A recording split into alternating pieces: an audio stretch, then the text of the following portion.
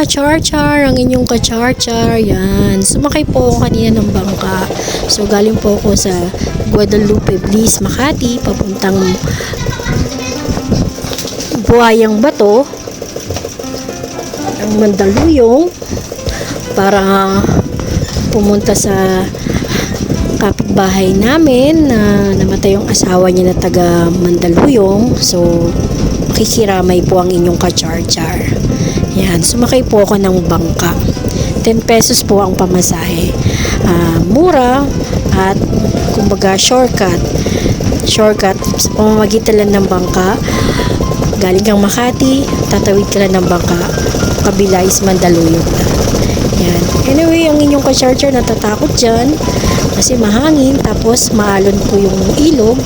So, first time ko po sumakay dyan sa lugar na yan. May takot, pero kailangan may sanay. Tsaka, ako lang po ang pasahero niyan, pero mabait naman yung nag-aano po ng bangka. Mabait sila kuya, salamat po.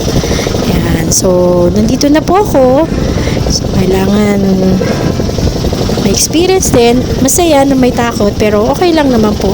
Safe naman po ako nakarating sa Mandaluyong. Yan. So, ayan po. Tapos, umuwi na rin po ako. Yan.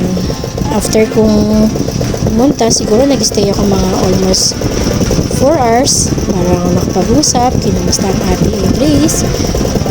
Sana maging okay siya, makatatag siya. At least nakapagpahinga na kay inyong asawa niya. At hindi na rin sila mahirapan, hindi na rin mahirapan yung asawa niya. Rest in peace, Kuya June. Yan, nakauwi na ako. Ito na yung Makati. Yun yung sinakyan kong bangka, mga ka-char-char. Diba? Anyway, salamat po mga ka-char-char. Ingat-ingat po tayo. Happy Saturday po sa inyo. Salamat sa suporta. Bye!